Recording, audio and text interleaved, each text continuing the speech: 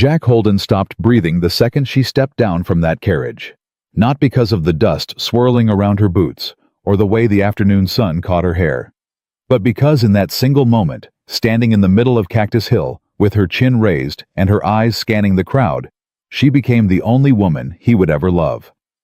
And she'd come to marry Henry Williamson. "That's her," Samuel whispered beside him. "The Philadelphia bride." Jack couldn't respond, couldn't move. His heart was already gone, stolen by a woman whose name he didn't even know yet, a woman promised to another man, a woman who would destroy his carefully constructed solitary life without ever knowing she'd done it. She turned and their eyes met across the dusty street. Everything Jack had believed about love, about safety, about keeping his heart locked away, shattered in the space between one heartbeat and the next. If you're enjoying this story, please subscribe to our channel and stay with me until the very end. Comment which city you're watching from so I can see how far this story has traveled. Now let me take you back to where it all began. 3 weeks earlier, Jack had been mending fence posts when Samuel rode up with news that would change everything. "There's a woman coming to town," Samuel said, dismounting with the kind of excitement Jack rarely saw in his old friend. "Henry Williamson's bride." Jack barely looked up from his work. "Good for Henry. She's from Philadelphia, mail order arrangement. Her father's some kind of merchant who needs Williamson's money, and Henry needs her father's business connections." "Still don't see what that has to do with me." Samuel grinned. "Nothing. Except you're the only man in Cactus Hill who doesn't gossip like a hen, so I figured you'd be safe to talk to without the whole town hearing about it by sundown." Jack hammered another nail. "Appreciate the confidence." But Samuel wasn't wrong about the town's reaction. By the time Eliza Matthews arrived 2 days later, every soul in Cactus Hill had turned out to see her. Jack only went because Samuel had convinced him they needed supplies from the general store, and the general store happened to be right across from where Henry Williamson waited with his carriage. Jack had seen plenty of women in his 32 years. Beautiful women, plain women who could work a field as hard as any man, and women who couldn't lift a bucket without fainting. He'd stopped noticing them years ago, after Sarah Connolly married the banker's son and left him standing alone at the church social, deciding then and there that love was for fools who had time to waste on broken hearts. Then Eliza stepped down from that carriage. She wasn't what Jack expected. Henry had described her in letters as refined and suitable, which Jack had taken to mean cold and proper. But the woman who planted her boots in the Cactus Hill dust and looked around with sharp assessing eyes was anything but cold. "Mr. Williamson," she said, and even her voice was different, not soft and delicate, but clear and direct. Henry stepped forward, hat in hand, looking more nervous than Jack had ever seen him. "Miss Matthews, welcome to Cactus Hill." "Thank you." She didn't smile. "Is there somewhere I can wash up? The journey was long." Of course. I've arranged rooms for you at Mrs. Henderson's boarding house until we're married." "How thoughtful." Still no smile. Jack turned to leave, but Samuel elbowed him. "Look at her," Samuel whispered. "She's going to eat Henry alive." "Not our problem," Jack muttered, but he couldn't help watching as Eliza refused Henry's offered arm and walked toward the boarding house on her own, her spine straight and her chin high. That should have been the end of it. Jack should have gone back to the ranch, back to his fence posts and his solitary life, and let Henry Williamson deal with his Philadelphia bride. But the universe had other plans. The next morning, Jack was loading supplies onto his wagon when he heard a commotion from the livery stable. Voices raised, someone swearing, and then, "I said I want to rent a horse, not receive a lecture on what ladies should and shouldn't do." Jack recognized that voice. He shouldn't have walked over. Every instinct told him to mind his own business, but his feet carried him toward the stable anyway. Tom Baker, who ran the livery, stood red-faced and stubborn in front of Eliza Matthews. "Miss, I can't in good conscience let you ride out alone. Mr. Williamson would have my hide." "Mr. Williamson doesn't own me yet," Eliza said, her eyes flashing. And I'm perfectly capable of riding a horse without a chaperone. It ain't about capability, miss. It's about propriety. Propriety can go straight to, "Everything all right here?" Jack heard himself say. Both of them turned. Tom looked relieved. Eliza looked annoyed. "Mr. Holden," Tom said quickly, "maybe you can explain to Miss Matthews here that a lady doesn't ride out alone in these parts." Jack looked at Eliza, really looked at her for the first time. She had brown eyes that held sparks of gold in the morning light, and a jawline set with determination. Her riding outfit was expensive but practical, and her boots were broken in not the decorative kind city women wore. "You know how to ride?" Jack asked her directly. "Since I was 6 years old," Eliza said. "I may be from Philadelphia, but I'm not helpless." "Didn't say you were." Jack turned to Tom. "Saddle up Daisy for the lady. I'll ride out with her." Tom's eyes widened. "You will?" "Unless Miss Matthews objects." Eliza studied him for a long moment, her expression unreadable. "I don't need a nursemaid, Mr. Holden, Jack Holden, and I'm not offering to be one. But Tom's right about one thing. There are coyotes and rattlers out there, and it's better to have someone along who knows the territory." He paused. "Unless you'd rather wait for your fiancé to take you." Her mouth tightened. "Mr. Williamson is busy with business matters, and I prefer not to wait." "Then we leave in 10 minutes. He didn't wait for her response, just walked away to get his horse. Behind him, he heard Tom stammering something about Mr. Williamson not being happy, and Eliza's sharp reply, "Then Mr. Williamson can take it up with me." They rode out in silence, heading toward the ridge that overlooked the valley. Jack didn't try to make conversation, and Eliza seemed content with the quiet. She sat her horse well.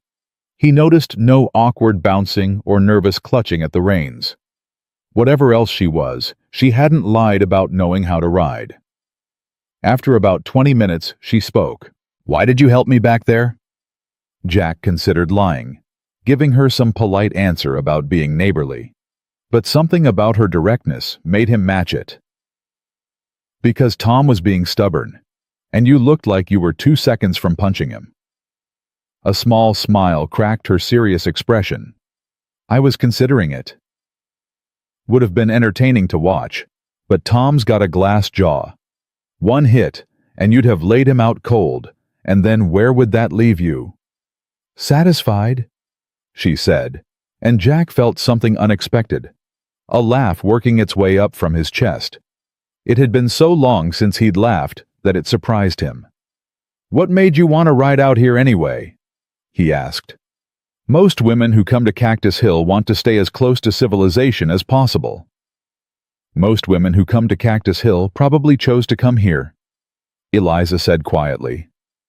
"I didn't have a choice." Jack didn't know what to say to that, so he said nothing. They rode on, and after a while, Eliza spoke again. "My father lost everything in a bad investment. Everything. The house, the business, our family's reputation. Henry Williamson offered a way out. Marry me, combine our family names, and he'd invest enough money to save my father from complete ruin." "And you agreed?" "What else could I do? Let my father lose everything. Watch my mother and sister live in poverty." She laughed, but there was no humor in it. "At least this way I'm useful." "That's a hell of a way to think about marriage." "What would you know about it?" she shot back. "Are you married, Mr. Holden?" "No." "Ever been close?" "Once. Didn't work out." "Then you understand." She urged her horse forward. "Sometimes life doesn't give us the choices we want. It only gives us the ones we can live with." They rode in silence again, but Jack couldn't shake her words. The ones we can live with.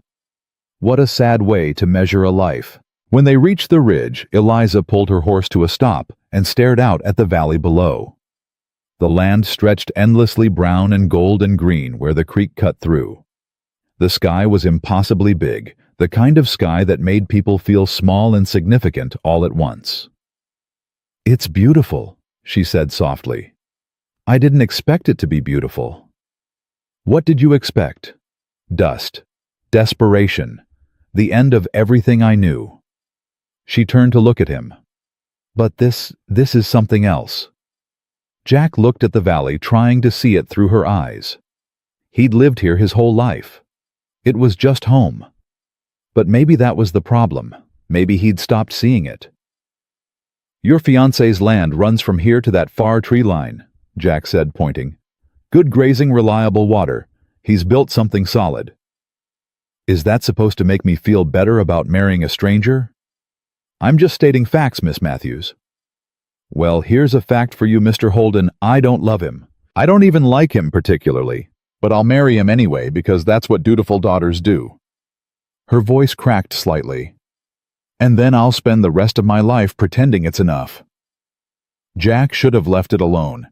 Should have kept his mouth shut and escorted her back to town and never thought about her again. But he didn't. Doesn't have to be that way, he said. She laughed bitterly. Yes, it does, unless you know of another wealthy landowner looking for a broke Philadelphia merchant's daughter. I meant, maybe love isn't completely off the table. People have married for less than love and found it anyway. Is that what happened with your almost marriage? You found love after the arrangement?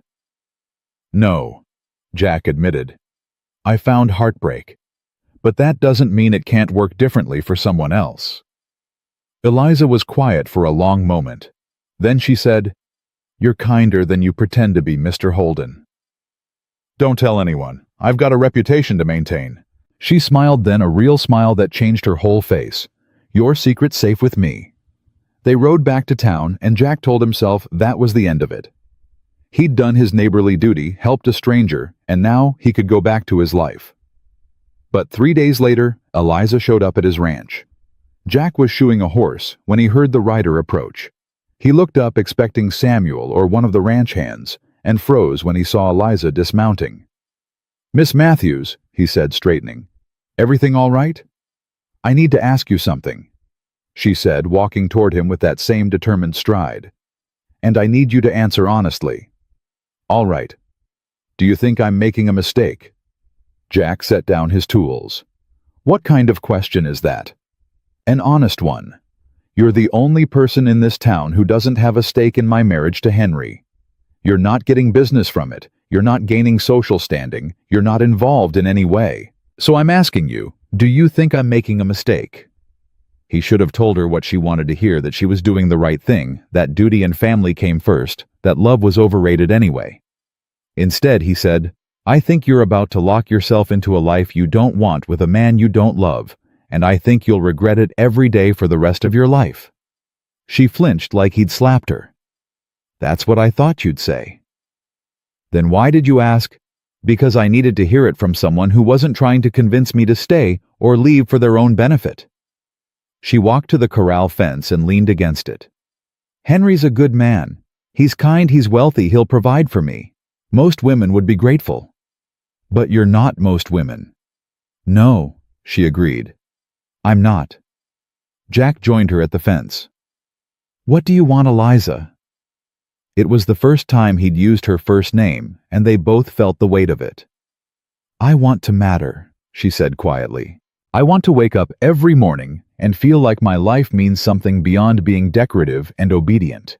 I want to work with my hands and feel the sun on my face and make my own choices. She turned to him. I want what you have. I don't have much. You have freedom. That's worth more than all of Henry's money. Jack didn't know what to say to that. Freedom. He'd never thought of his life that way, just lonely mostly. But maybe Eliza was right. Maybe what he'd called loneliness was actually freedom, and he'd been too stupid to appreciate it. You could still choose differently, he said carefully. It's not too late. Yes, it is. The wedding is in 2 weeks. The invitations are sent. The dress is being altered. My father's business deal depends on this marriage happening. She smiled sadly. Some cages are made of gold, Mr. Holden, but they're still cages. She left after that, and Jack stood at the corral fence for a long time, watching the dust settle where her horse had been. Over the next week, he saw her 3 more times. Once at the general store where she was ordering supplies with Henry and caught Jack's eye across the room. Once at the church social where she danced with Henry while Jack stood against the wall nursing a drink he didn't want. And once on the road where they passed each other on horseback and exchanged nods but no words. Each time Jack felt something pulling tighter in his chest. Something that felt uncomfortably like hope and dangerously like heartbreak. Samuel noticed, of course. "You're getting attached," he said one night when they were playing cards at Jack's kitchen table. "Don't know what you're talking about." "The Philadelphia woman, Eliza, you're getting attached. She's engaged to Henry Williamson. That's not a denial." Jack threw down his cards. "What do you want me to say, Sam? That I think about her? That I can't stop thinking about her? Fine. But it doesn't matter because in 1 week she's going to marry Henry and that'll be the end of it. Unless you do something about it." "Like what? Ride up to Henry's house and tell him I've fallen for his fiancée? That'll go over real well." "I'm not saying you should do that," Samuel said carefully. "I'm saying you should tell her. Let her know she's got a choice. She already knows her choices. She's made her decision." "Has she?" "Because from where I'm sitting, it looks like she's doing what she thinks she has to do, not what she wants to do." Samuel leaned forward. "Jack, I've known you since we were kids. I've never seen you like this. Not even with Sarah." "This is different." "Exactly. So don't let it end before it even starts." But Jack couldn't bring himself to do anything. What could he offer Eliza that Henry couldn't? A small ranch, a hard life, uncertainty. Henry could give her security, stability, everything her family needed. Jack could only give her himself, and that had never been enough for anyone before. The day before the wedding, Jack decided to leave town. He'd ride out to the western range, check on the cattle, and not come back until after Eliza was safely married and out of his life. It was the coward's way out, but he didn't care. He couldn't stand there and watch her marry another man. He was packing his saddlebags when someone knocked on his door. It was Eliza. She stood on his porch in a simple dress, her hair loose around her shoulders, looking more beautiful than he'd ever seen her. "Can I come in?" she asked. Jack stepped aside, his heart hammering against his ribs. She walked into his small cabin, looking around at the sparse furniture, the simple life he'd built. "Why are you here, Eliza?" She turned to face him. "Because tomorrow I'm going to marry Henry Williamson, and I needed to see you one more time before I did." "That's not fair." "I know." Her voice broke slightly. "But I don't know how else to say goodbye to something that never even started." Jack crossed the room in 3 steps and took her hands. "Then don't say goodbye. Don't marry him." "Jack, I know I can't offer you what he can. I know I'm just a rancher with nothing but land and cattle and a life that's harder than anything you've known.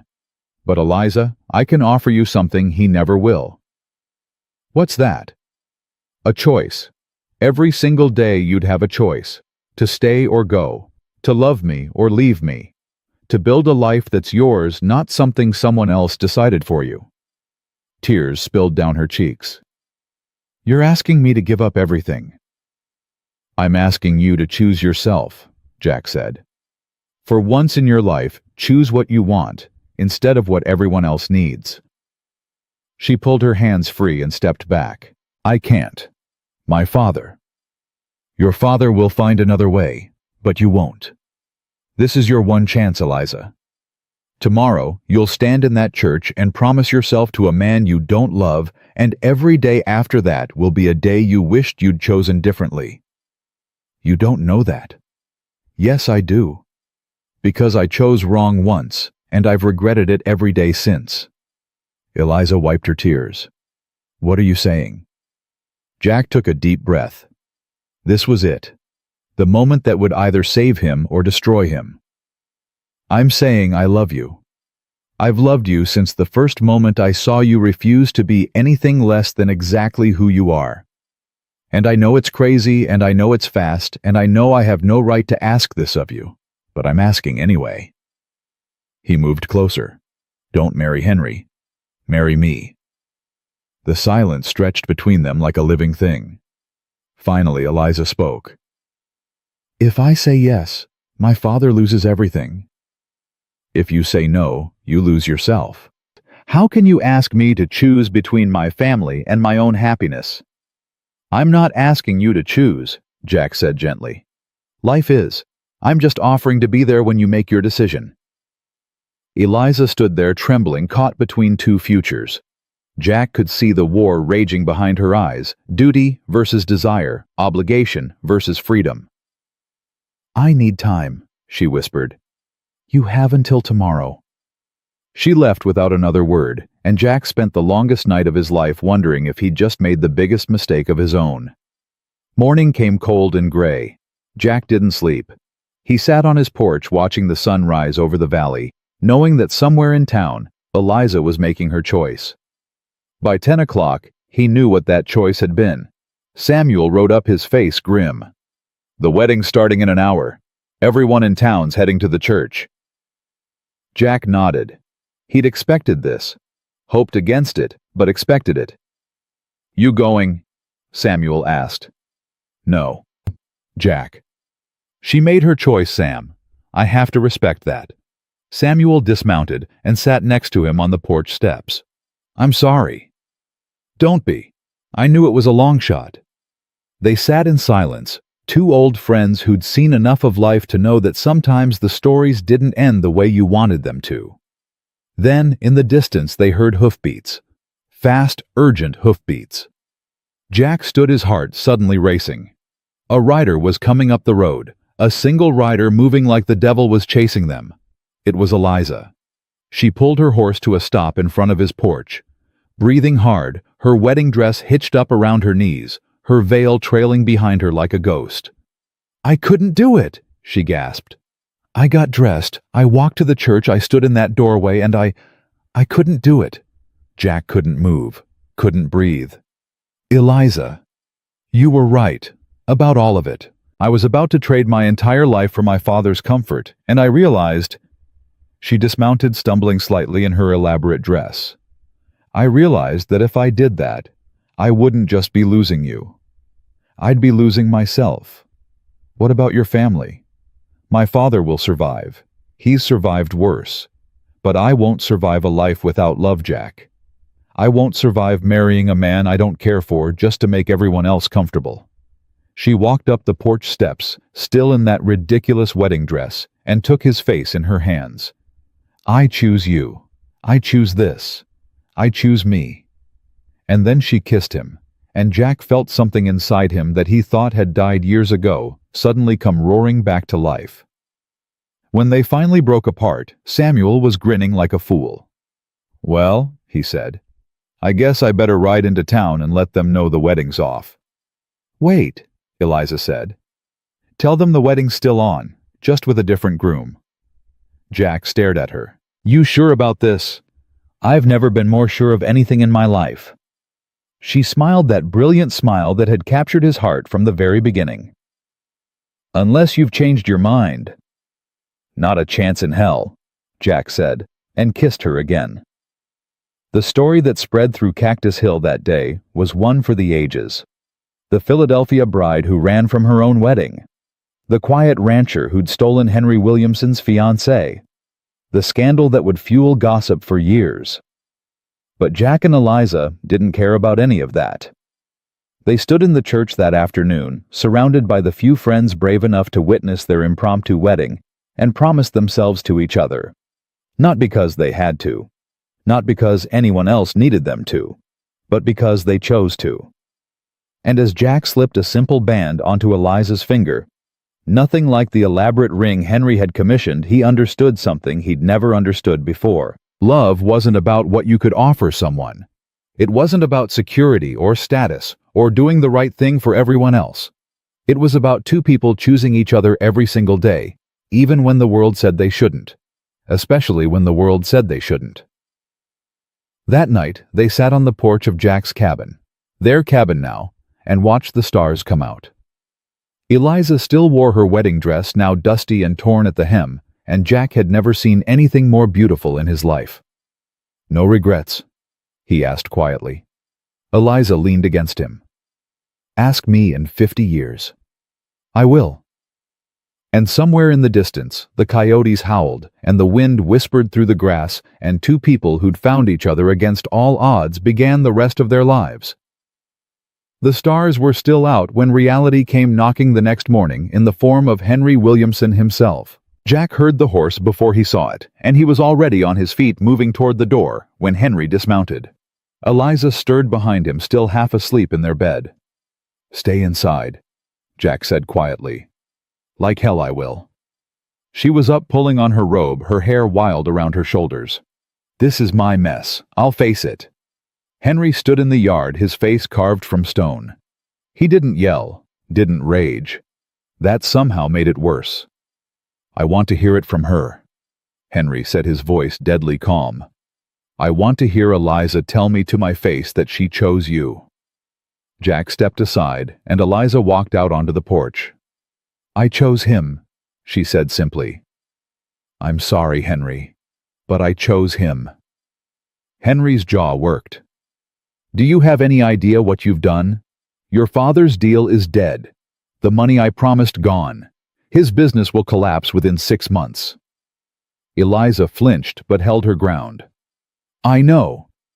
"You know." Henry laughed bitterly. "You know, and you did it anyway." "Yes." "Why, what can he possibly give you that I can't?" Henry gestured at Jack's modest cabin, his small ranch. "I could have given you everything. Security, comfort, a name that matters in this territory." "But you couldn't give me love," Eliza said softly. "And I couldn't give it to you either. We would have been miserable together, Henry. You know it as well as I do." "I would have tried." "I know you would have. And that's what makes this so hard." Eliza moved to the porch railing. "You're a good man, Henry. You deserve someone who looks at you the way I look at Jack. Someone who chooses you not because they have to, but because they can't imagine choosing anyone else." Henry stood silent for a long moment. Then he turned to Jack. "You better be worth it, Holden. You better be worth destroying her family for." "I'll spend every day trying to be," Jack said. Henry mounted his horse. "Her father's arriving tomorrow. Thought she should know." He rode off, and Eliza sagged against the porch post. Jack caught her before she fell. "He's right," she whispered. "What have I done?" "You chose yourself," Jack said. "And we'll figure out the rest together." But the next day, when Marcus Matthews arrived in Cactus Hill, Jack realized together was going to be harder than he'd thought. Marcus was everything Jack expected, tall, distinguished, with cold eyes that assessed Jack in a single glance and found him wanting. "You," he said, pointing at Jack. "Outside. Now." They stood in the yard, while Eliza watched from the window, her face pale. "Do you have any idea what you've cost me?" Marcus said, his voice shaking with rage. 15 years building relationships with Williamson. 15 years of careful negotiation. And my daughter throws it all away for what a cowboy with dirt under his nails. "Sir." "Don't sir me. You seduced my daughter. Turned her against her own family. Against everything we planned for her." "I didn't seduce anyone," Jack said, his own anger rising. "Eliza made her own choice. Eliza is 23 years old. She doesn't know what she wants." "Yes, I do." Eliza came out, her voice ringing clear. "I know exactly what I want, Father. And it's not a marriage of convenience to save your business mistakes." Marcus turned on her. "My business mistakes? Is that what you think this is about? Isn't it? I was trying to secure your future, to make sure you'd never want for anything. I never wanted money, Father. I wanted a father who asked me what I dreamed about instead of telling me what to do." Eliza's voice broke. "I wanted to matter as something more than a bargaining chip." Marcus stared at her, and something in his face crumbled. "You think I don't care about you.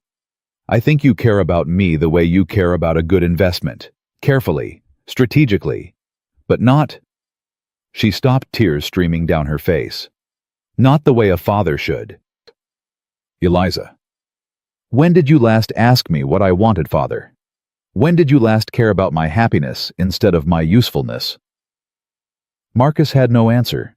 He looked at Jack, then back at his daughter, and Jack saw defeat settle over him like a shroud. You've made your choice, Marcus said quietly. I hope it was worth it. He left, and Eliza collapsed into Jack's arms, sobbing so hard her whole body shook. He'll never forgive me, she gasped. My own father will never forgive me. Give him time, Jack said, but he wasn't sure he believed it. The next week brought more consequences. The town split down the middle. Some people thought Eliza was brave, most thought she was a fool. Mrs. Henderson refused to speak to her. The general store owner charged them double for supplies. Even the minister looked at them with disapproval when they came to church. They hate us, Eliza said one night, staring out the window at the dark. They don't know us, Jack corrected. There's a difference. Is there? Because it feels the same. Jack pulled her close. You want to know what I think? What? I think people are always going to have opinions about what we did. Some will understand, most won't. But that doesn't change the fact that we're here together, and that's all that matters. You make it sound so simple. It is simple. The rest of the world that's complicated. But us, this simple as breathing. Eliza turned in his arms and kissed him. I love you, Jack Holden. I love you too. But love Jack was learning didn't pay bills or mend fences or make the drought end. 3 weeks into their marriage, Samuel rode up with news that made Jack's stomach drop. The bank's calling in your loan, Samuel said, dismounting. Early repayment. Full amount due in 60 days. That's not possible. I've got 2 years left on that loan. Henry Williamson sits on the bank board. Samuel didn't need to say more. Jack felt rage building in his chest. He's trying to take the ranch. He's trying to punish you and Eliza. Jack looked at the cabin where Eliza was washing dishes, humming softly to herself, finally starting to look happy again. How much do I need? $1,500. Jack had maybe $200 in savings. The cattle weren't ready to sell for another 4 months. He'd never raise that kind of money in 60 days. I'm ruined, he said quietly. Not yet, you're not. Samuel clapped him on the shoulder. We'll figure something out. But 2 days later, when Jack told Eliza about the loan, her face went white. This is my fault, she whispered. Henry's doing this because of me. Henry's doing this because he's a vindictive bastard, Jack said. That's not on you. Everything's on me. My father's business is failing. Your ranch is in jeopardy. I've destroyed everything I've touched. Eliza, no. She stood pacing the small cabin like a caged animal. I was so selfish. I thought I could just choose love and everything else would work out, but it doesn't work that way, does it? Love doesn't pay debts. Love doesn't save businesses. Love doesn't— Jack grabbed her shoulders.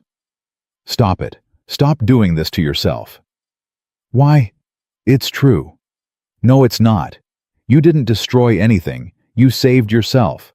And yeah, there are consequences to that, but we'll handle them. Together. How? How are we going to raise $1,500 in 2 months? Jack didn't have an answer. But that night, lying awake while Eliza slept fitfully beside him, he made a decision.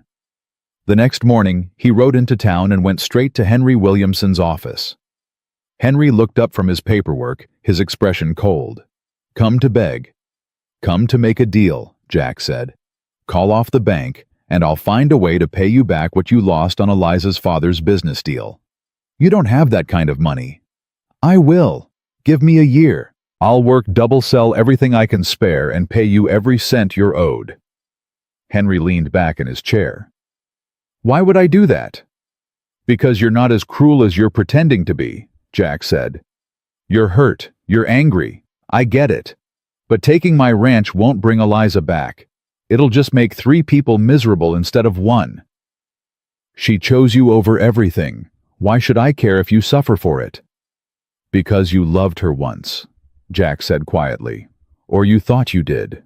And somewhere in that heart of yours you know she deserves better than a husband who'd destroy her happiness out of spite. Henry was silent for a long moment. Then he said, "You've got nerve, Holden. I'll give you that." "Is that a yes?" "It's a maybe. Come back tomorrow. I'll have my answer then." Jack left his heart pounding. He'd gambled everything on Henry having a shred of decency left. When he got home, Eliza was waiting on the porch. "Where were you?" He told her everything, watched her face cycle through shock anger and something that looked like hope. "You went to Henry for me," she said softly. "I went to Henry for us." "What if he says no? Then we'll figure out something else." But the next day, when Jack returned to Henry's office, the answer wasn't what he expected. "I'll call off the bank," Henry said. "But not because of your deal. Because Eliza's father came to see me this morning." Jack's heart stopped. "What?" "Marcus Matthews offered to sign over his remaining business assets to me. Every last piece, in exchange for leaving you and Eliza alone." "He did what?" "He said."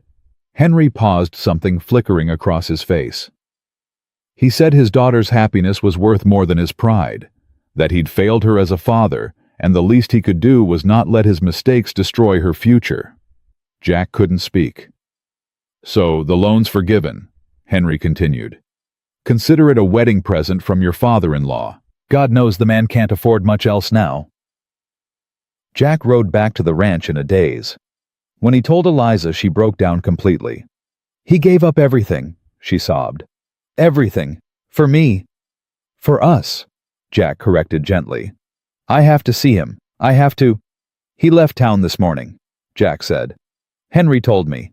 He's going back to Philadelphia to start over." No, I can't let him leave like this. Not without—" She was already running for the stable, and Jack ran after her. They rode into town together, desperate to catch Marcus before he left. They found him at the train station, his bags already loaded. "Father," Eliza called, dismounting so fast she nearly fell. Marcus turned, and the look on his face, surprise, pain, love, made Jack's chest ache. "Eliza, what are you doing here?" "What am I, Father? What you did, giving up everything, was my choice," Marcus said firmly. "Just like marrying Jack was yours." "But your business can be rebuilt. You can't." "Whoa."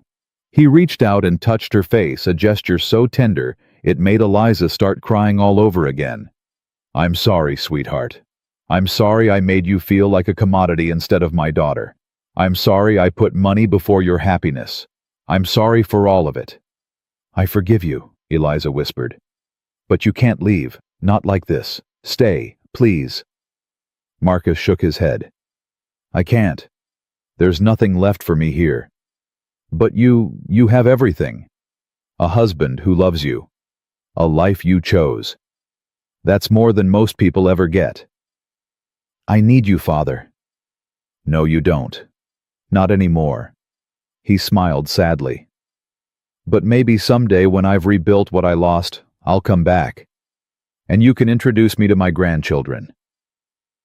The train whistle blew. Marcus kissed Eliza's forehead, shook Jack's hand, and boarded without looking back. Eliza watched the train disappear into the distance, tears streaming down her face. Jack held her while she cried, and somewhere in that moment, he understood the true cost of love. It wasn't free. It never had been. Love demanded sacrifice, courage, and the willingness to hurt the people you cared about in the name of being true to yourself. "He'll come back," Jack said quietly. "Your father, he'll come back." "How do you know?" "Because he loves you, and love always finds a way home." They rode back to the ranch in silence, both of them changed by what they'd witnessed. Marcus's sacrifice had saved them, but it had also shown them something fundamental about the choice they'd made. Love wasn't just about the two people choosing each other. It was about everyone around them learning to accept that choice, to forgive it, to move forward despite the damage it caused. That night, lying in bed, Eliza said, "Do you ever regret it?" Regret what? Asking me to marry you, knowing everything it would cost. Jack pulled her closer. Never. Not for a single second. Even now, with everything that's happened. Especially now. Because now I know for sure that you're worth it. That we're worth it. He kissed her temple. Besides, your father was right about one thing. What's that? We're going to have beautiful grandchildren. Eliza laughed, the sound shaky but genuine. You're already thinking about grandchildren. Why not? We've got time. We've got a ranch to save bills to pay a town that hates us, and about 3 friends between us. So we'll work hard, pay our bills, win over the town, and make more friends. Jack grinned. How hard can it be? As it turned out, very hard. The next month brought challenge after challenge. The drought got worse. 2 of their cattle died from disease. The roof started leaking. And just when Jack thought things couldn't get any worse, Samuel showed up with news that made his blood run cold. There's talk, Samuel said carefully, about Eliza. What kind of talk? People saying she seduced you. That she's a gold digger who played Henry and you both. That she's manipulative and calculating and... Stop. Jack's hands clenched into fists. Who's saying this? Does it matter? Half the town believes it. Jack looked at the cabin where Eliza was hanging laundry, singing softly to herself, despite everything. Yes, he said quietly. It matters, because whoever's spreading those lies is going to answer to me. But when he confronted the source, Mrs. Henderson, the boarding house owner, she didn't back down. It's not a lie if it's true, she said primly. That girl destroyed 2 good men's lives for her own selfish desires. She chose love over obligation. Jack shot back. That's not selfish. That's brave. It's reckless. And mark my words, Jack Holden, you'll regret the day you ever laid eyes on her.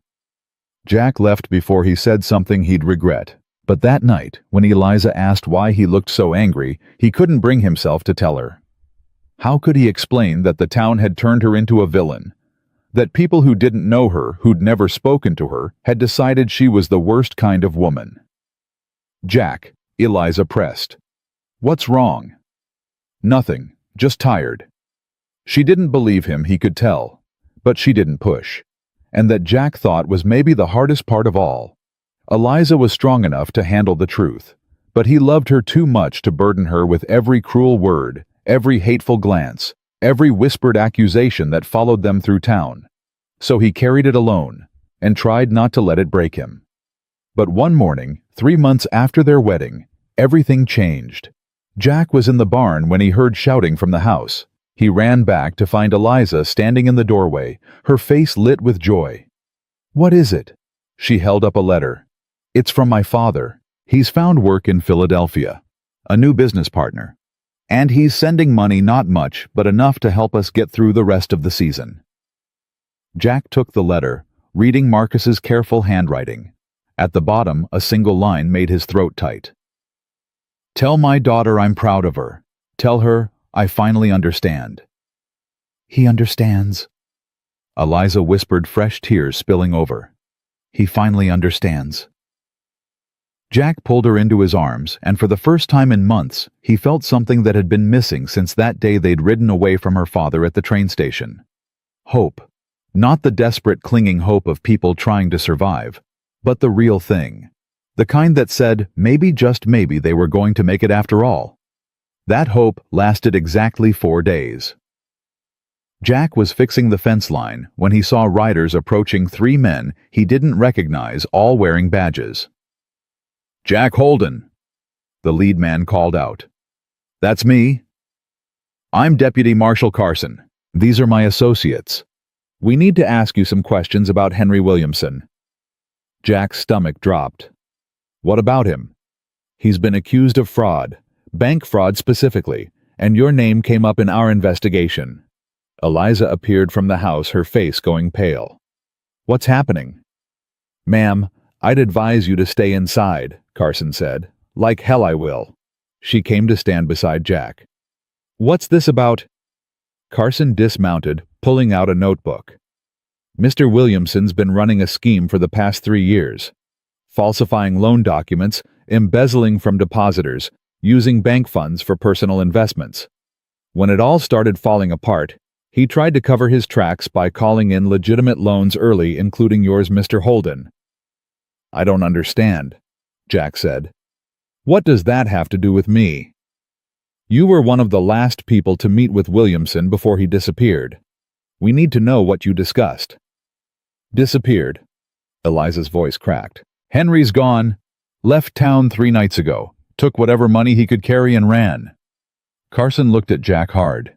So I'll ask you again. What did you discuss? Jack told them everything. The loan, the deal with Marcus Henry's decision to forgive the debt. Carson wrote it all down, his expression unreadable. And you didn't think it was suspicious? Carson asked. A man forgives $1,500 just like that. I thought he was being decent, Jack said. Guess I was wrong. After the marshals left, Eliza sank onto the porch steps. This is my fault, all of it. If I hadn't...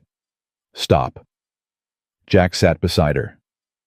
Henry made his own choices. But he wouldn't have made them if I hadn't humiliated him. If I hadn't... You didn't make him steal from the bank, Eliza. That's on him. But 3 days later, when Carson returned with more news, Jack realized the situation was worse than he'd thought. We've been going through Williamson's records, Carson said. Turns out your loan was never legitimate in the first place. He created it using forged documents and embezzled bank funds to give you the money. Jack felt the world tilt. What are you saying? I'm saying legally you never had a loan, which means you don't own this ranch. The actual deed is still in Williamson's name, and since he's a fugitive, the bank's seizing all his assets. No. The word came out strangled. No, I've been paying on this land for 3 years. I've built everything here. You can't just... I'm sorry, Mr. Holden, but the law's clear. You've got 30 days to vacate. When Carson left, Jack stood frozen, unable to process what he'd just heard. Everything, his home, his livelihood, his entire life gone because Henry Williamson had been a fraud. Eliza grabbed his arm. We'll fight this. We'll get a lawyer. With what money? Jack's voice came out hollow. We barely have enough to eat. How are we going to pay a lawyer? Then we'll sell something. The cattle, We don't own the cattle, Eliza. We don't own anything. It's all Henry's. He laughed bitterly. Hell, we probably don't even own the clothes on our backs. That night, Jack didn't come to bed. Eliza found him in the barn, sitting in the dark, a bottle of whiskey in his hand. Jack, go inside, Eliza. No. I said, go inside. His voice cracked. I need to be alone right now. Well, that's too bad because you don't get to be alone. Not anymore. We're married, remember? Which means when you hurt, I hurt. When you break, I break. She sat beside him in the dirt. So if you're going to fall apart, you're going to do it with me here. Jack was silent for a long moment. Then he said, I can't give you anything. Not security, not comfort, not even a roof over your head. What kind of husband does that make me? The kind who's forgotten that I didn't marry you for security or comfort or a roof. I married you because I love you. She took the bottle from his hands. And love doesn't disappear just because things get hard. Things aren't just hard, Eliza. They're impossible. No, they're not. They're just... She stopped and Jack saw her face change. Wait. What if we could prove the land was yours before Henry forged the documents? How I don't have any papers, any proof. But someone does. Your father built this ranch, didn't he? There must be original deeds, land grants, something that shows your family's claim predates Henry's fraud. Jack sat up straighter. My father's papers are in a bank in Silver Creek. He stored them there when he got sick, said they'd be safer than keeping them at the ranch. Then we ride to Silver Creek tomorrow and get them. It's a 2-day ride. Then we better leave early. They set out at dawn, pushing hard across the territory. Jack hadn't been to Silver Creek in 5 years, not since his father died, and the memories that surfaced as they rode made his chest ache. "Tell me about him," Eliza said as they stopped to water the horses. "Your father. He was stubborn, proud, worked himself half to death building this ranch from nothing." Jack smiled faintly. "He would have liked you." "How do you know?" "Because you're just as stubborn as he was." They reached Silver Creek late the next afternoon, exhausted and dusty. The bank manager, a nervous man named Pettigrew, looked at them over his spectacles. "Holden. Haven't seen that name in years. Your father was a good man." "I need to access his safety deposit box," Jack said. Pettigrew's face fell. "Ah, yes. About that." Jack's blood went cold. "What?" "There was a man here last week. Said he was settling your father's estate. He had papers, proper documentation. We released the box contents to him." "What did this man look like?" "Tall, well-dressed, had a scar on his left hand." "Henry Williamson," Eliza breathed. Jack slammed his hand on the counter. "You gave my father's papers to a stranger. He had documentation, legal papers with signatures and seals. All forged, you idiot, just like everything else he's done." Jack was shouting now, and people in the bank were staring. "Those were the only proof I had that my land was mine, the only thing that could save my ranch, and you just handed them over to a criminal." Pettigrew went white. I didn't know. I thought—" But Jack was already walking out, his hands shaking with rage. Eliza followed, and they stood in the street, the sun beating down on them, their last hope evaporated. "It's over," Jack said quietly. "We've got nothing left to fight with." Eliza grabbed his face, forcing him to look at her. "We've got each other, and that's not nothing." "It's not enough." "Then we'll make it enough." Her eyes blazed. "I didn't give up everything just to watch you give up now. We're going to figure this out. We're going to find Henry. We're going to get those papers back, and we're going to save our home." How he could be anywhere, Mexico, California, Canada. "Then we start looking." She grabbed his hand. "Come on." She dragged him to the sheriff's office, where a grizzled old lawman named Wade listened to their story with growing interest. "Williamson, huh?" Wade leaned back in his chair. "Funny you should mention him.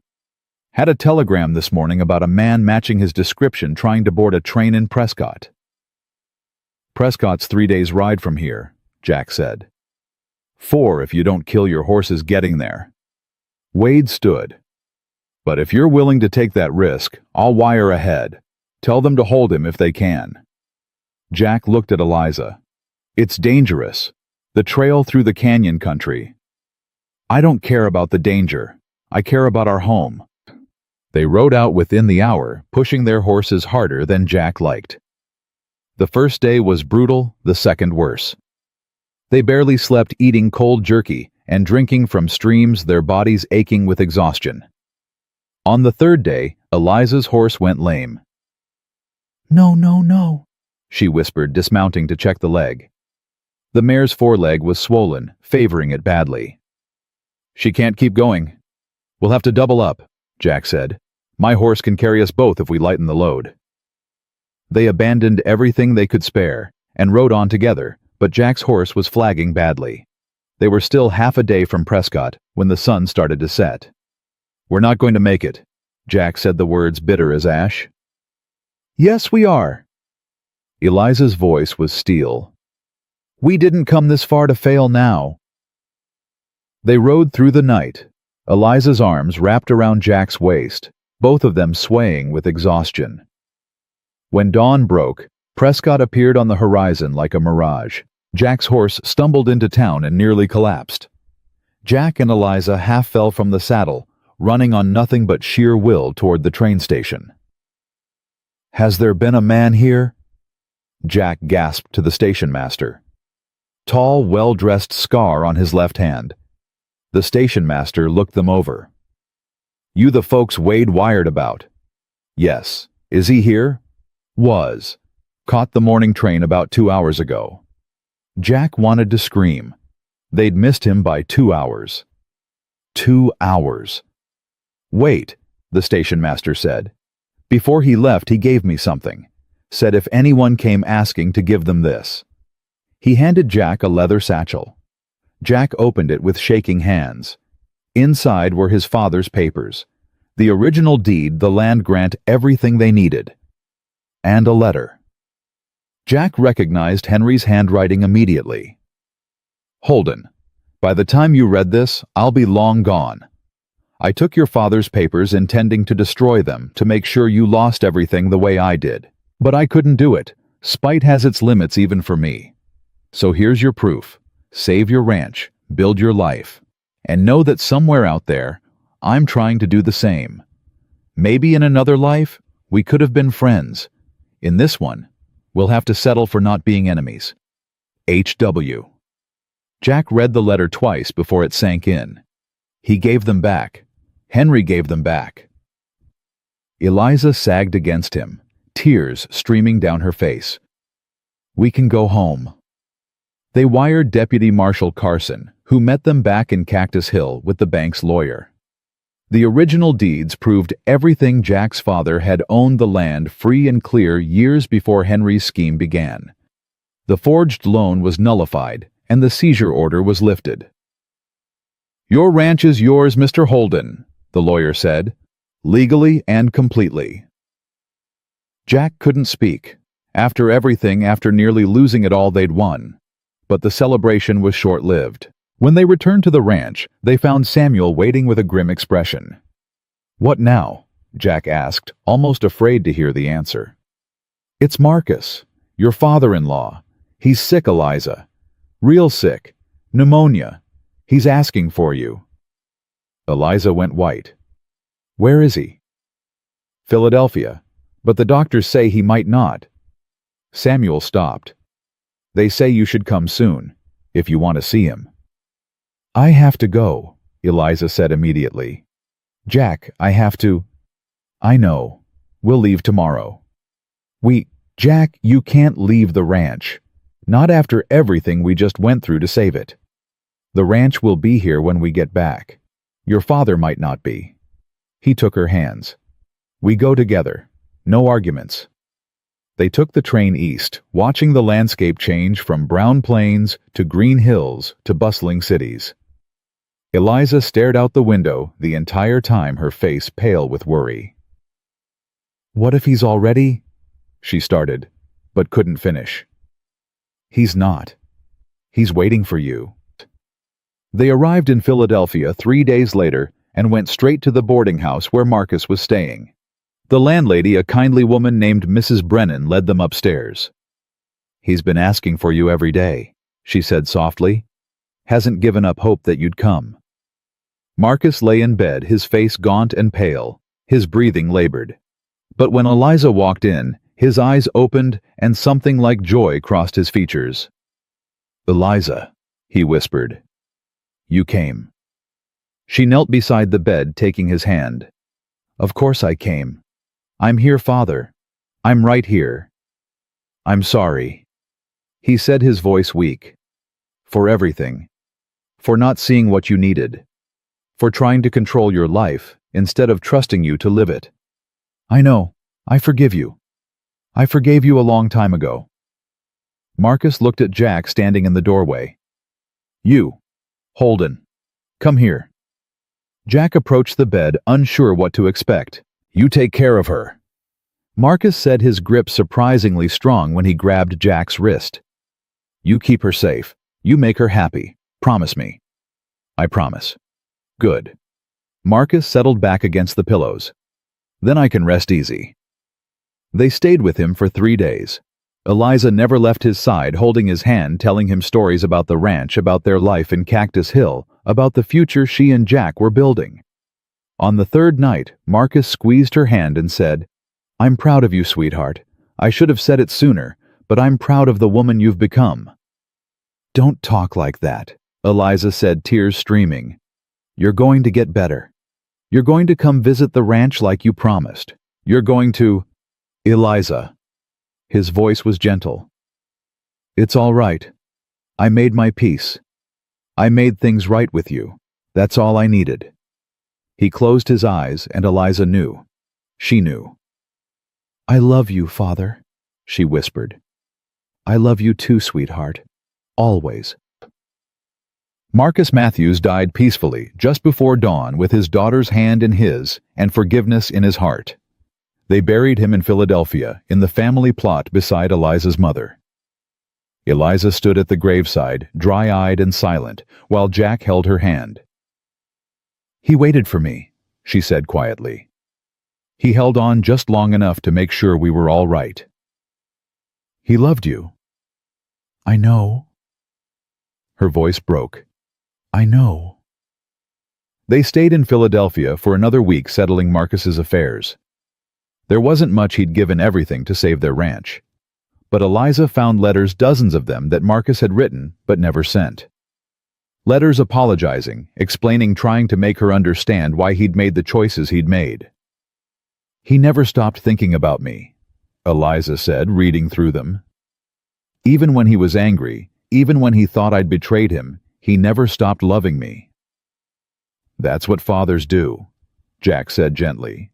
On their last day in Philadelphia, Eliza asked to visit the old family home. It had been sold months ago, but the new owners let them walk through one last time. Eliza stood in the parlor where she'd grown up, running her hand along the mantelpiece. "I thought I'd feel sad," she said. "But I don't. This isn't home anymore. What is—" She turned to him, and in her eyes, Jack saw everything he needed to know. "You are. Wherever you are, that's home." They took the train back to Cactus Hill, and when they finally rode up to the ranch, Eliza let out a breath she'd been holding for weeks. "We're really here," she said. "We're really home." "We are." Jack helped her dismount. "And we're not losing it again. Not to Henry, not to the bank, not to anyone. Promise. Promise." That night, lying in bed, Eliza said, "My father gave us this ranch, you know. In a way. If he hadn't given up everything to save us, we would have lost it before we even had a chance to fight." "He gave you more than that," Jack said. "He gave you closure, peace, a chance to say goodbye." "I'm glad he met you," Eliza whispered. "I'm glad he knew I was loved." Jack pulled her close, and they lay in the darkness. Two people who'd fought for everything they had and won. But the war wasn't over yet. Not quite. The first sign of trouble came 2 weeks after they buried Marcus, when Samuel rode up looking like he'd seen a ghost. "There's a woman in town asking about Eliza," he said without preamble. "Says she's family." Eliza looked up from the washing. "That's impossible. My mother died years ago. I have no other family except my sister, and she's in Boston. This woman says her name is Catherine Matthews. Says she's your father's sister." Jack saw Eliza go pale. "My father didn't have a sister." "Well, she's got papers that say otherwise. And she's threatening legal action." "Legal action for what?" Samuel shifted uncomfortably. "Your father's estate. She says, as his only living relative, everything he owned should go to her, not you." "That's insane," Jack said. "Marcus left everything to Eliza in his will." "Did he?" Samuel asked gently. "Because Catherine's lawyer is saying there's no will. And without one, the law says his assets go to his next of kin, which if she's really his sister would be her." Eliza sat down hard on the porch steps. "But he had nothing left. He gave it all up to save us." "That's what we thought," Samuel said. "But turns out your father had an insurance policy. $10,000. Pays out on death." Jack's head spun. 10,000. And Catherine Matthews wants every penny. They rode into town that afternoon to face this supposed aunt. Catherine Matthews sat in the hotel parlor like a queen holding court 50 years old, dressed in expensive black mourning clothes, her face sharp and calculating. "Eliza," she said, standing. "My dear niece, I'm so sorry for your loss." "Who are you?" Eliza asked coldly. "My father never mentioned a sister. We were estranged. A family disagreement years ago. But blood is blood, and when I heard about dear Marcus's passing, I felt it was my duty to come." "Your duty to claim his money, you mean?" Catherine's smile didn't waver. "The law is clear, my dear. Without a will, Marcus's assets come to me as his next of kin. I'm his daughter. That makes me his next of kin. Actually, in Pennsylvania, siblings inherit before married daughters. It's all quite legal." She pulled out a document. "I have our birth certificates right here. Proof of our relationship." Eliza snatched the papers, studying them with Jack looking over her shoulder. They looked legitimate, 2 children born to the same parents, Marcus and Catherine, 18 months apart. "This doesn't make sense," Eliza said. "My father would have told me." "Perhaps he was ashamed. Our falling out was quite severe. I married against his wishes, and we never spoke again." Catherine dabbed at her eyes with a handkerchief. "But I loved my brother. And now that he's gone, I want to honor his memory by managing his estate properly. By taking his daughter's inheritance. By ensuring it goes where it legally belongs." Catherine's voice hardened. "My lawyer will be filing papers tomorrow. Unless, of course, you'd like to settle this quietly. I'm willing to offer you $2,000 for any emotional claim you might have." "Get out," Jack said quietly. "Excuse me." "You heard me. Get out of this hotel, get out of this town, and take your legal papers with you." Catherine stood, drawing herself up. "You can't speak to me that way." "I just did.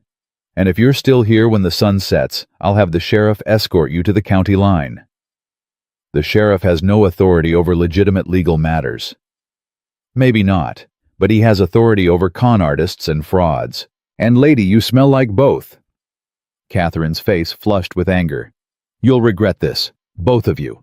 When my lawyer is finished, you won't have a penny to your names." She swept out, and Eliza turned to Jack. "What if she's telling the truth? What if she really is my father's sister? Then we'll deal with it, but I don't trust her for a second." They spent the next 2 days trying to verify Catherine's story. Jack sent telegrams to Philadelphia, to Marcus's old business associates, to anyone who might have known about a sister. Every response came back the same. Marcus Matthews was an only child. "She's lying," Jack told Eliza. "Those birth certificates are fake." "But how do we prove it?" Samuel had the answer. "The county recorder in Philadelphia. If those birth certificates are real, they'll have the originals on file. If they're fake, there won't be any record." Jack was on the next train east. He rode hard for Philadelphia, arriving exhausted but determined. The county recorder's office was a musty building that smelled of old paper and bureaucracy. "I need to verify a birth certificate," Jack told the clerk, sliding Catherine's document across the desk. The clerk studied it, then disappeared into the stacks. He returned 20 minutes later, shaking his head. "There's no record of a Catherine Matthews born on this date. In fact, there's no record of any Catherine born to these parents at all." "What about Marcus Matthews? Can you verify his birth certificate?" The clerk checked. "Yes, Marcus James Matthews, born April 15, 1818. Only child of William and Sarah Matthews." Jack felt triumph surge through him. "I need official documentation of that. Something that will hold up in court." "That'll cost you $5? Jack paid it gladly. When he returned to Cactus Hill 3 days later, he found chaos. Catherine hadn't waited for her lawyer. She'd gone straight to the territorial court and filed an emergency injunction, freezing all of Marcus's assets, including the insurance policy. "She can't do that," Eliza said, reading the court order with shaking hands. "She already did." The lawyer they'd hired, a young man named Benjamin Pierce, said grimly. "And unless we can prove fraud, that money stays frozen until the court rules." "I can prove fraud." Jack pulled out the documents from Philadelphia. "Marcus Matthews was an only child. Catherine's birth certificate is fake." Pierce's eyes lit up. "This is good. This is very good. I can file a motion to dismiss based on this evidence." "How long will that take?" "Could be weeks. Could be months. Courts move slow." "We don't have months," Eliza said. "That insurance money was supposed to help us rebuild, to make up for everything my father lost. Then we push for an expedited hearing, Pierce said. Argue that Catherine's filing was made in bad faith with fraudulent documents. If the judge agrees, we might get a ruling within a week. The hearing was set for 6 days later. Catherine showed up with her lawyer, a slick man from Denver named Hartwell, who spoke in smooth, confident tones about property rights and legal precedents. But when Pierce presented the official records from Philadelphia proving Catherine's documents were fake, Hartwell's confidence cracked. "Your Honor," he said quickly, "my client was clearly misinformed. She believed in good faith that these documents were authentic." "Your client committed fraud," Pierce shot back. "She presented forged documents to this court in an attempt to steal a dead man's estate from his rightful heir." The judge, a stern woman named Blackwood, looked at Catherine over her spectacles. "Mrs. Matthews, or whoever you really are, do you have anything to say for yourself?" Catherine's face had gone white. I was told these papers were real. I didn't know they were fake." "Who told you they were real?" "A man in Denver. He said he could help me claim my brother's estate." "What was this man's name?" Catherine hesitated. "I don't remember." "How convenient." Judge Blackwood shuffled the papers. "I'm ruling in favor of the defendant. The injunction is lifted, and all assets are to be released to Eliza Holden née Matthews as the sole legitimate heir. Furthermore, Mrs. She paused. "What is your real name?" "Catherine Reynolds," the woman admitted in a small voice. "Mrs. Reynolds, you are hereby ordered to pay court costs and attorney fees for the defendant. If you fail to do so within 30 days, a warrant will be issued for your arrest on charges of fraud and forgery. Do you understand?" "Yes, Your Honor." Catherine Reynolds left the courthouse a broken woman. Jack felt no sympathy. She'd tried to steal from a grieving daughter, and she'd gotten exactly what she deserved. Outside, Eliza collapsed against Jack, her body shaking. "It's really over. It's really over." The insurance money arrived 2 weeks later. $10,000 more money than Jack had ever seen in his life. Eliza stared at the bank draft, tears streaming down her face. "My father did this for me," she whispered. "Even when we weren't speaking, even when he thought I'd betrayed him, he made sure I'd be taken care of." "He loved you," Jack said simply. "That's what love does." They used the money wisely. Paid off every debt they had, bought new cattle to rebuild the herd, hired 2 ranch hands to help with the work. For the first time since their wedding, they could breathe without worrying about where the next meal would come from. But money didn't solve everything. The town still treated them with cold suspicion. Mrs. Henderson still refused to serve Eliza at the general store. The minister still looked at them like they were sinners every Sunday. "I don't understand," Eliza said one night, frustration evident in her voice. "We proved we weren't criminals. We saved the ranch legally. What more do they want?" "Time," Jack said. "People need time to forget." "How much time?" "It's been 6 months, Jack. 6 months of being treated like we're diseased." "I know. Do you, because you were born here, you have Samuel and a few others who'll talk to you. But me, I'm still the Philadelphia woman who destroyed Henry Williamson's life." Jack didn't have an answer for that. Because she was right. The town had never fully accepted her. Then on a cold November morning, everything changed. Jack was in town buying supplies when he heard the screams. He ran toward the sound and found a crowd gathering near the schoolhouse. Smoke poured from the windows, and inside, children were crying. "The teacher's trapped," someone yelled. "She went back for the children who couldn't get out." Jack didn't think. He ran into the burning building, smoke stinging his eyes, heat pressing against his skin. He found Miss Sarah Cooper, the schoolteacher, unconscious near the back door. 2 small children huddled beside her. He grabbed all 3, dragging them toward the exit. His lungs burned. His eyes watered, and for a moment, he thought he wouldn't make it. Then, hands grabbed him, pulling him out into the cold air. He collapsed on the ground, coughing violently, while someone tended to Miss Cooper and the children. "Jack!" Eliza's voice frantic. She'd heard about the fire and come running. "Jack, are you all right?" "Fine," he croaked. "The kids, they're alive. You saved them." The whole town had gathered now. And as Jack lay there struggling to breathe, he saw something shift in their faces. Not just gratitude understanding. Mrs. Henderson knelt beside him, tears in her eyes. "You could have died." "Couldn't let those kids burn," Jack managed. "No, I suppose you couldn't." She looked at Eliza. "You've got a good man there, Mrs. Holden." It was the first kind thing she'd said to Eliza in 6 months. Over the next few weeks, the town's attitude slowly changed. Not all at once, people didn't suddenly love them. But the cold shoulders became nods. The whispers became conversations. The isolation became community. "They're finally seeing you for who you are," Eliza said one Sunday after church, where 3 different families had invited them to dinner. "No," Jack corrected.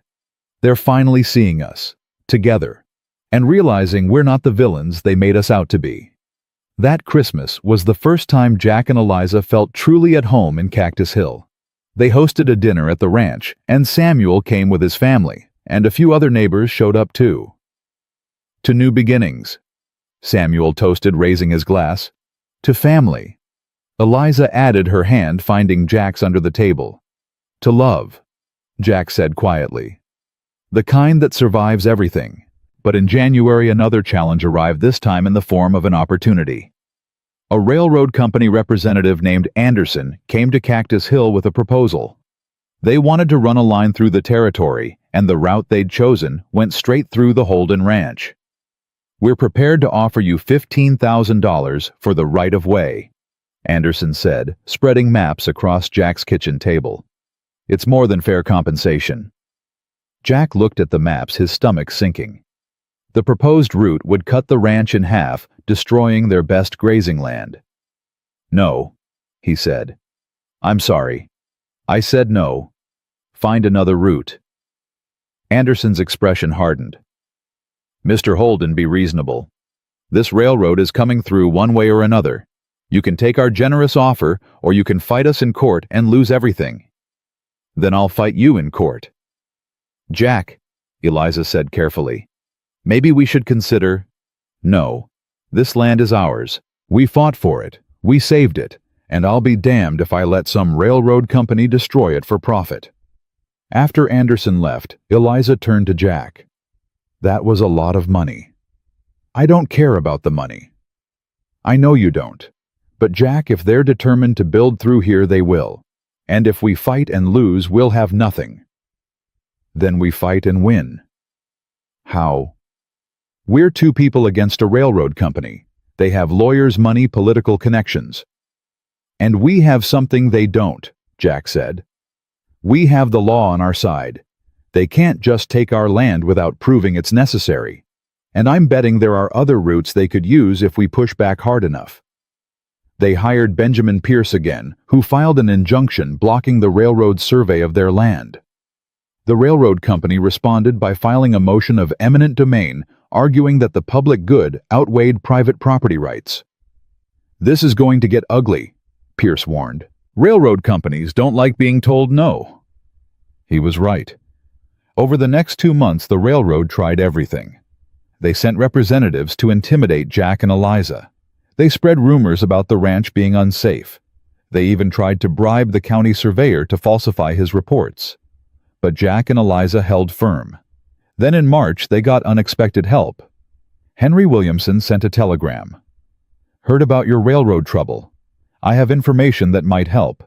The company's using fraudulent surveys to justify their route. I have proof. Can send if needed.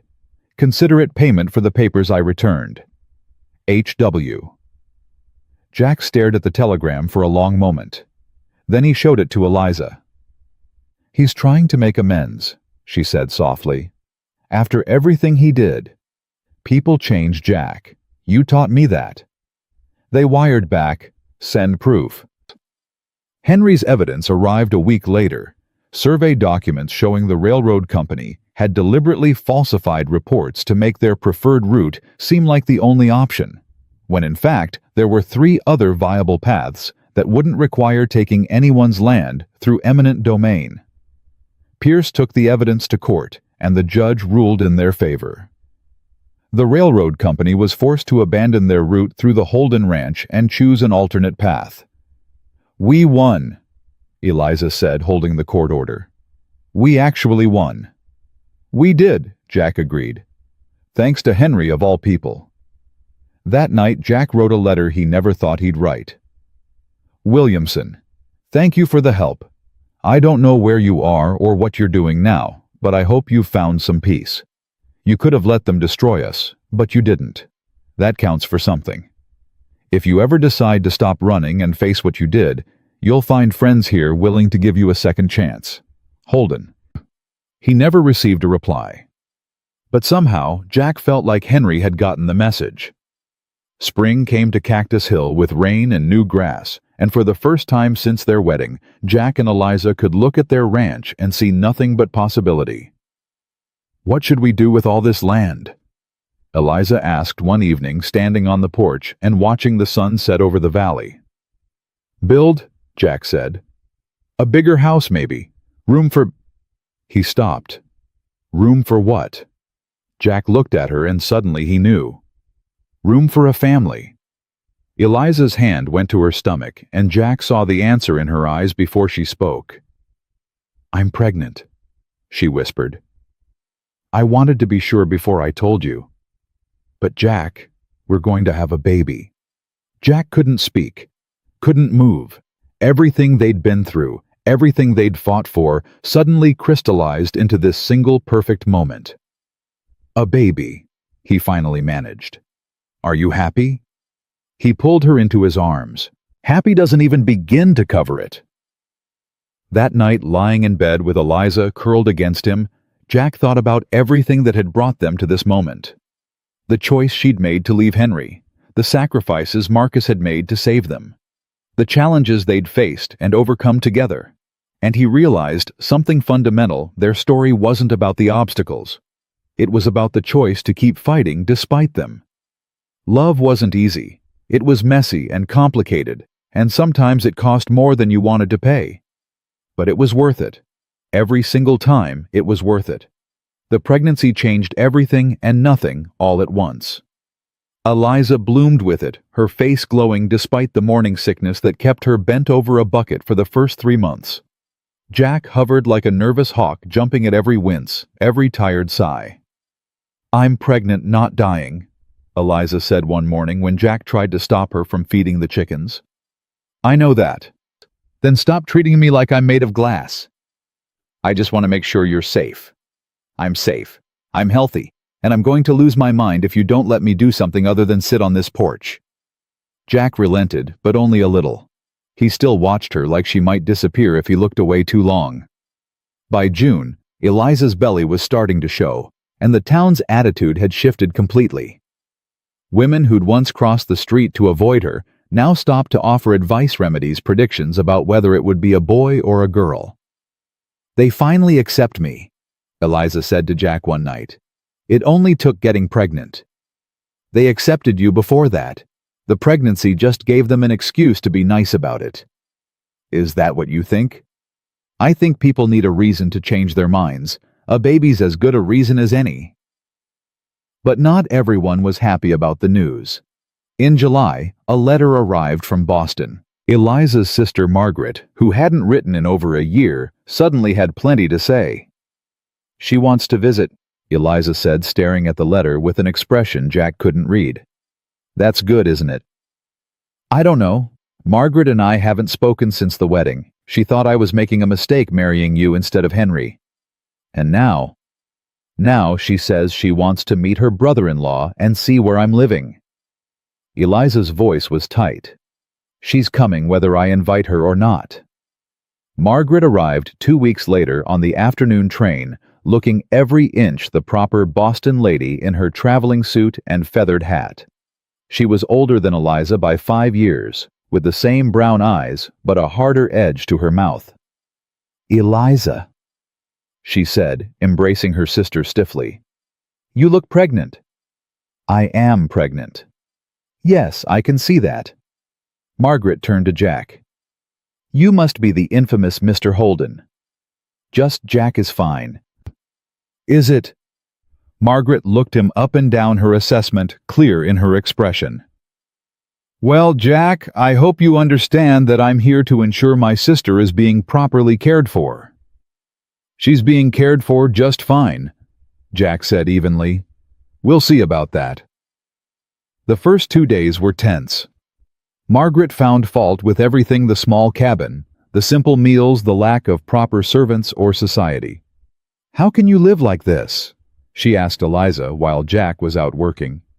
You were raised better than this. I was raised to think material things mattered more than they do, Eliza shot back. I'm happy here, Margaret. Happier than I ever was in Philadelphia. Are you? Because from where I'm standing, you're living in a shack in the middle of nowhere with a man who can barely provide for you. Jack provides everything I need. What about what you deserve? What about the life Father wanted for you? Father wanted me to be happy, Eliza said, her voice shaking. And before he died, he told me he was proud of the choice I made. Can you say the same?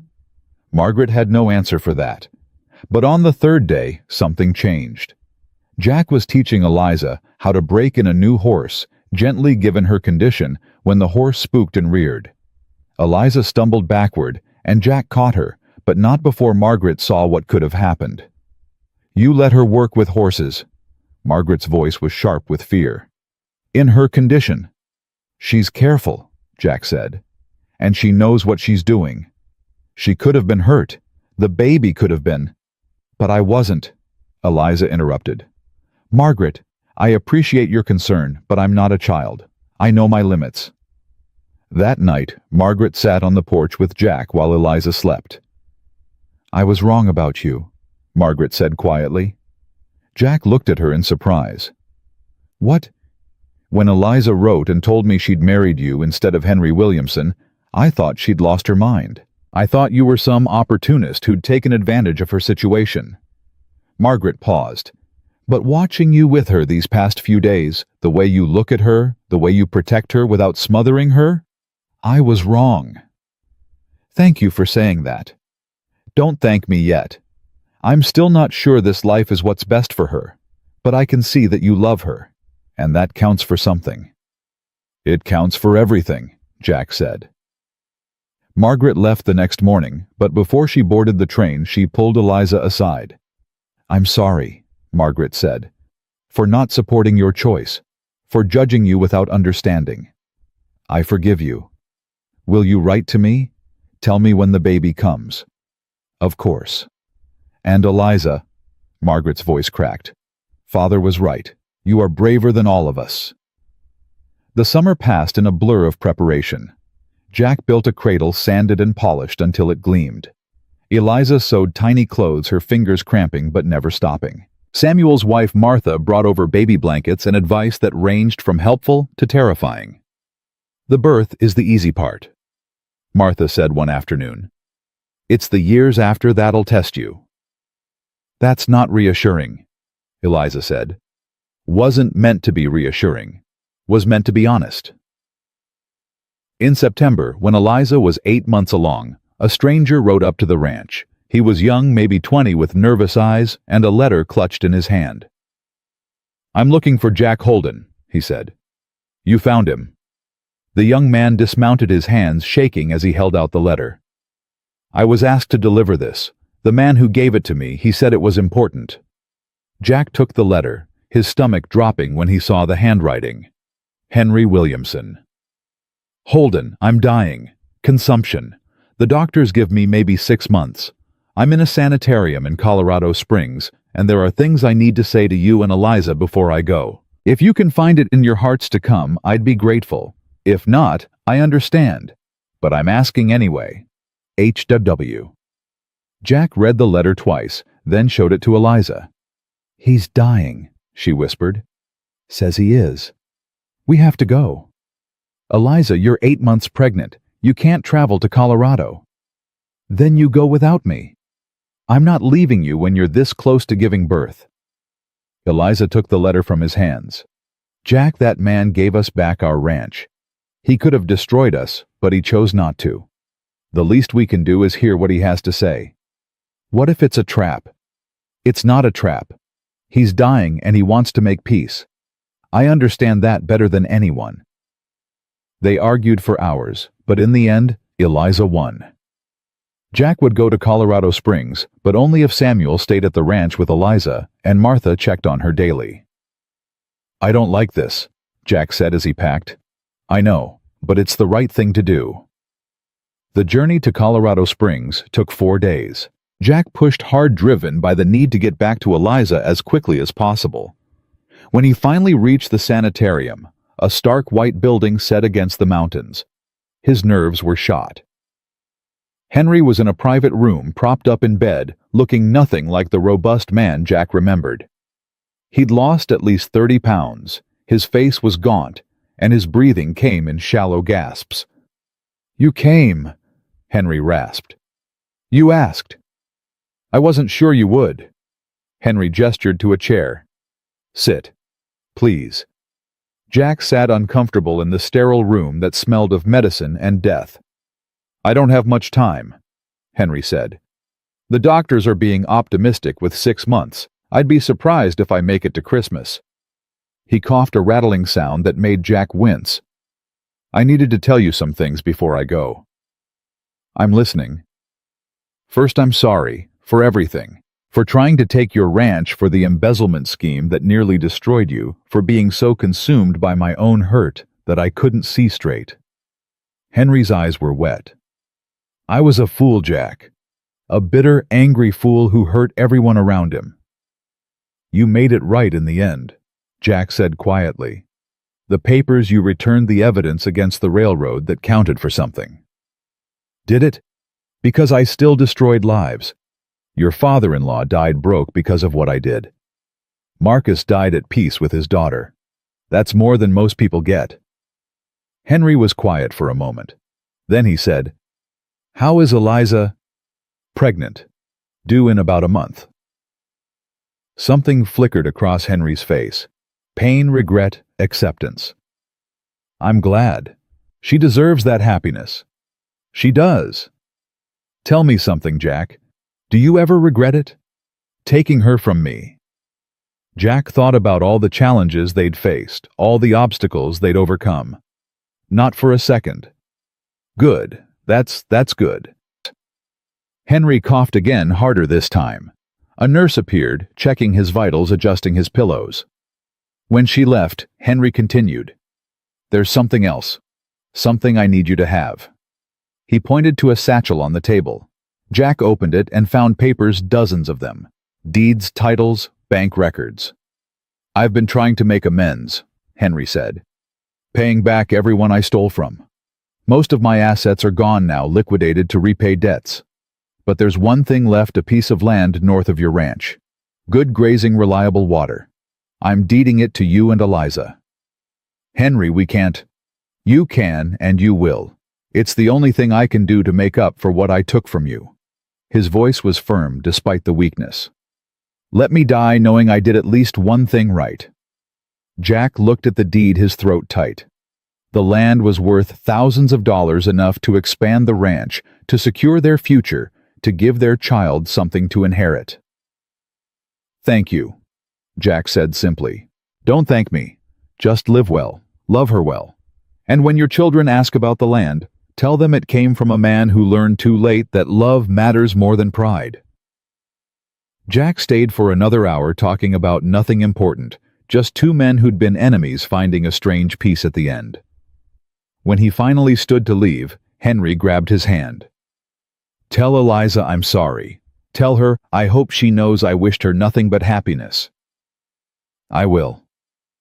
"And Jack, you were right that day. She was worth fighting for." Jack rode back to Cactus Hill faster than he'd ever ridden, driven by a desperate need to get home to Eliza. He arrived 6 days after he'd left to find the ranch in chaos. "She's in labor," Samuel said, meeting him at the door. "Started this morning. Martha's with her now." Jack burst into the bedroom to find Eliza drenched in sweat, her face twisted in pain. Martha looked up, relief clear in her expression. "About time you got back," Martha said. "She's been asking for you." Jack took Eliza's hand, and she gripped it so hard he thought she might break his fingers. "You made it," she gasped. "I made it. I'm here.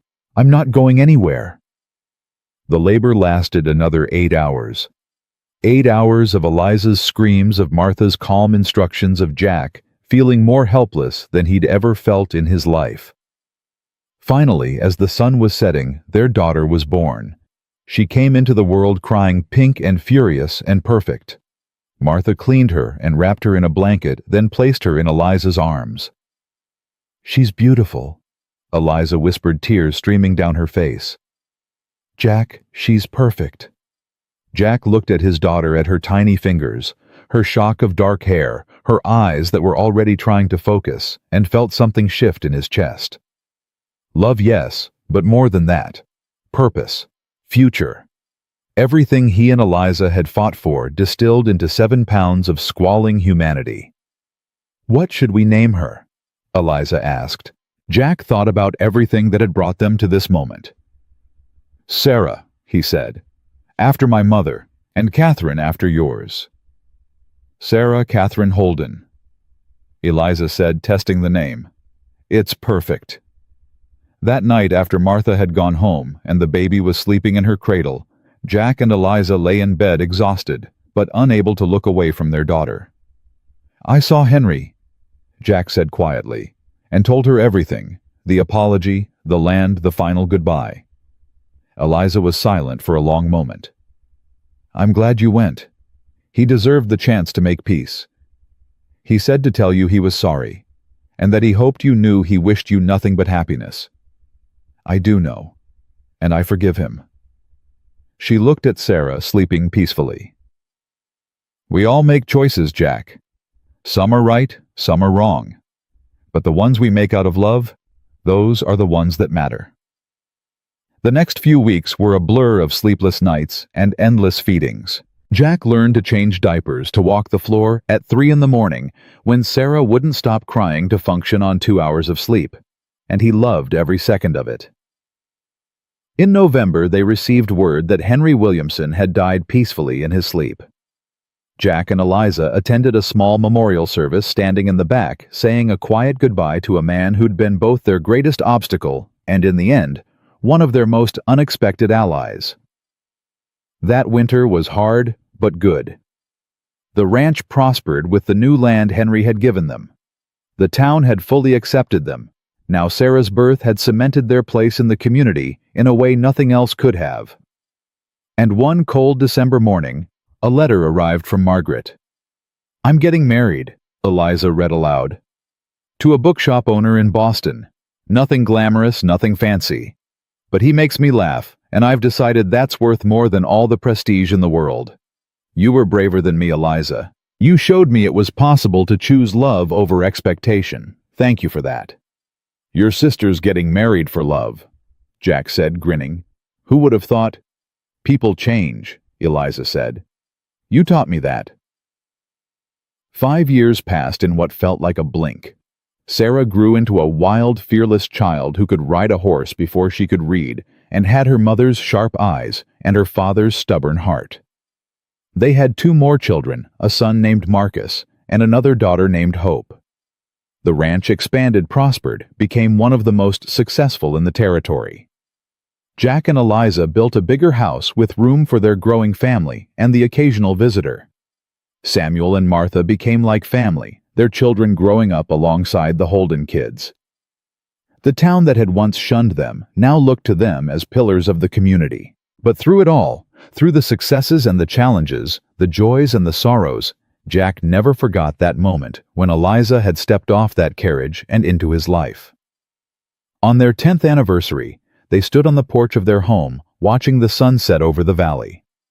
Their children were playing in the yard, their laughter carrying on the wind. "Do you ever think about how different our lives could have been?" Eliza asked. "If I'd married Henry like I was supposed to?" "Sometimes," Jack admitted, "but not with regret. Never with regret." "Me neither."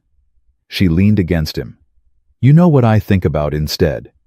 What? I think about that day you offered to ride with me, when you could have just walked away and let me punch Tom Baker. That's the moment that changed everything.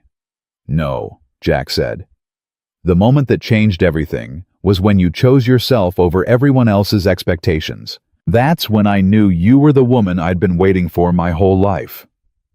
Eliza turned to face him, and in her eyes, Jack saw everything they'd built together. I love you, Jack Holden. More than I did the day I married you, and less than I will tomorrow. I love you too. They kissed, and in that moment, Jack understood something fundamental about their story. It wasn't about a runaway bride or a scandal that rocked a town. It wasn't about stolen land or dying men seeking redemption. It wasn't even about love conquering all, because love didn't conquer anything. It simply existed constant and true through every challenge they faced. Their story was about choice. The choice to be brave when it was easier to be safe. The choice to fight when it was easier to surrender. The choice to love when it was easier to walk away. And that choice made every single day through good times and bad, through triumph and tragedy, that was what had built this life. Jack looked at his children playing in the yard of the home he'd built with his own hands. He looked at his wife, the woman who'd chosen him against all reason and logic. He looked at the land stretching endlessly before them, full of possibility and promise.